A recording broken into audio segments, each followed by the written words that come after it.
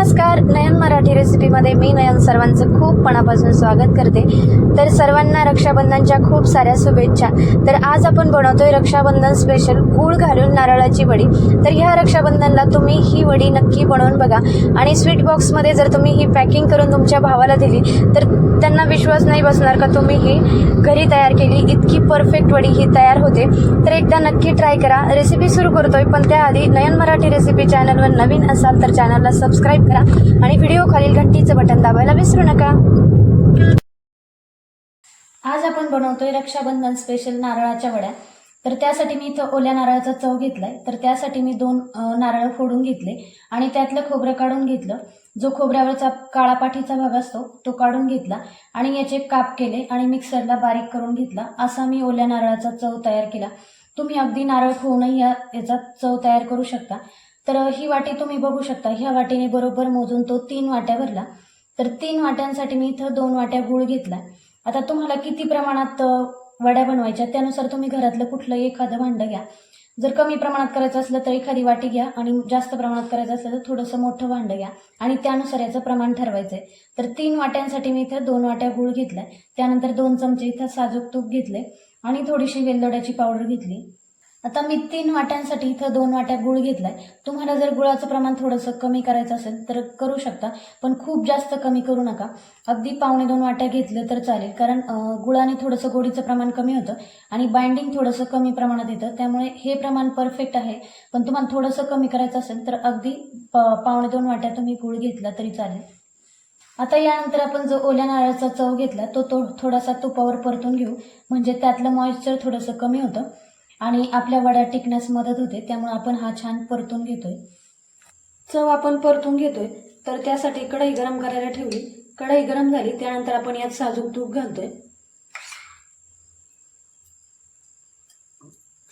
पोह्याचा 1 ते 1.5 चमचा आपण इथं साजूक तूप घातले।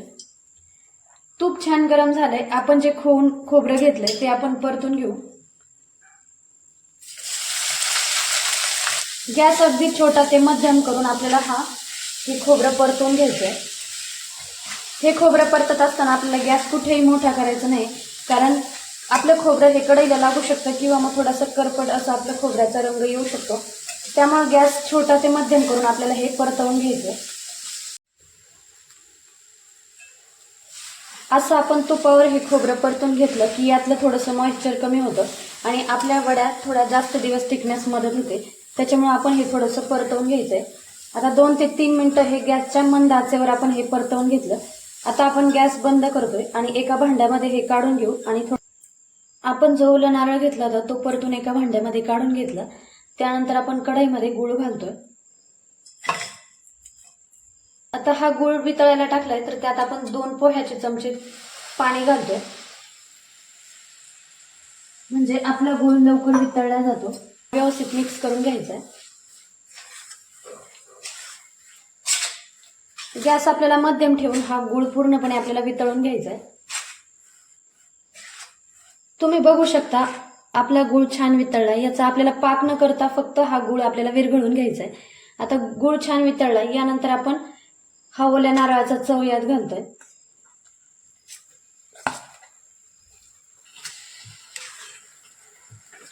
आता त्यानंतर ओलं खोबरं आणि गूळ छान परतवून घ्यायचा आहे।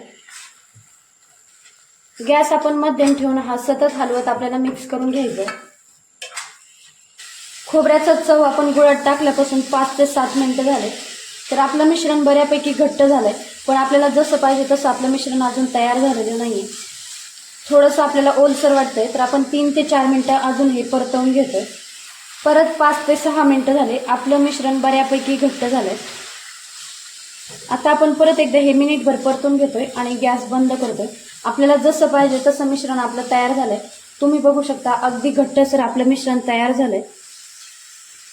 आपण जेव्हा उचटण्याने हे परततोय तेव्हा थोडंसं जड जातं, म्हणजे आपलं मिश्रण तयार झालंय। मिश्रण जर आपण खूप जास्त ओलसर ठेवलं तर आपली वडी व्यवस्थित सेट होणार नाही। 1 मिनिट झालाय, आपलं मिश्रण तयार झालंय, म्हणजे टोटल आपण 12 ते 13 मिनिटं हे मिश्रण परतवून घेतलं। आता तुम्हाला थोडासा जास्त वेळ लागू शकतो। गॅसच्या फ्लेमवर आपला टायमिंग ठरू शकतो। तर इथं मला 12 ते 13 मिनिटं लागले।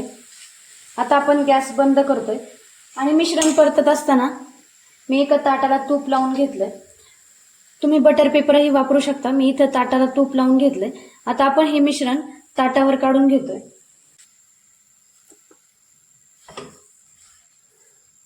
हे मिश्रण काढत असताना आपल्याला थोडंसं फास्ट काढायचंय. हे मिश्रण आपल्याला ताटामध्ये पटपट थापून घ्यायचंय. आता मी एका वाटीला तूप लावून घेतलंय आणि वाटीने आपण हे व्यवस्थित थापून घ्यायचंय. असं आपण मिश्रण ताटामध्ये छान थापून घेतलंय. आता यानंतर मी थोडेसे ड्रायफ्रूट्स घेतले आणि हे आपण याच्यावर टाकून घेतो. तुम्ही फक्त पिस्तेही घेऊ शकता. आणि परत आपल्याला एकदा हे व्यवस्थित सेट करून घ्यायचं आहे. तुम्ही तुमच्या आवडीनुसार या ड्रायफ्रूटचे तुकडे घालू शकता. आपलं मिश्रण परतत असताना मी वेलदोड्याची पावडर घातली, पण ती क्लिप माझ्याकडून स्किप झाली. तर मिश्रण परतत आल्यावर आपण हे वेलदोड्याची पावडर त्यात घालायची, म्हणजे त्याचा स्वाद छान टिकून राहतो. आता आपण हे मिश्रण थोडंसं थंड होऊ देणार आहे, म्हणजे थोडंसं कोमट झालं की मग आपण याच्या वड्या पाडणार आहे.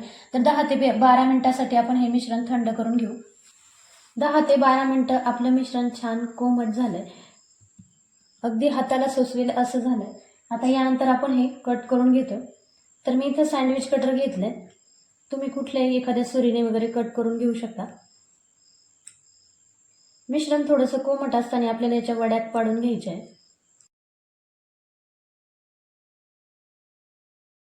तुम्हाला पाहिजे त्या आकारात तुम्ही वड्या पाडून घेऊ शकता. छोट्या मोठ्या प्रमाणात आपल्याला ह्या वड्या तयार करून घ्यायच्या.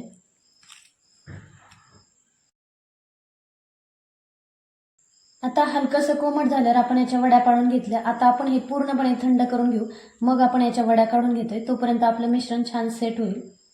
वड्या थंड करायला ठेवल्यापासून 1 तास झाला. आपल्या नारळाच्या वड्या पूर्णपणे थंड झाल्या. आता आपण काढून बघू. त्यासाठी मी छोटी उचटणी घेतली. अलगद आपल्याला ह्या वड्या काढून घ्यायच्या आहे.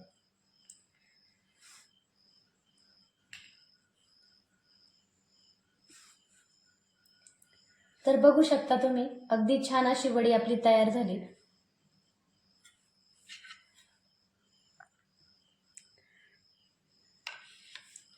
अशाच आपण बाकीच्या वड्या काढून घेतोय.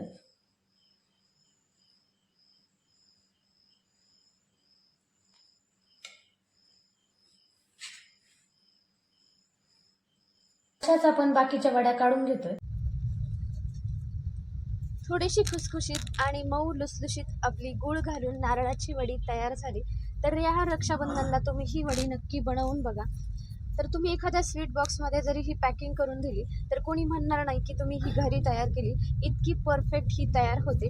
तर ह्या रक्षाबंधनला एकदा नक्की करून बघा आणि तुमची वडी कशी झाली हे सांगायला कमेंटमध्ये विसरू नका. पुन्हा भेटूया अशाच एका नवीन रेसिपीसोबत. तोपर्यंत बाय बाय.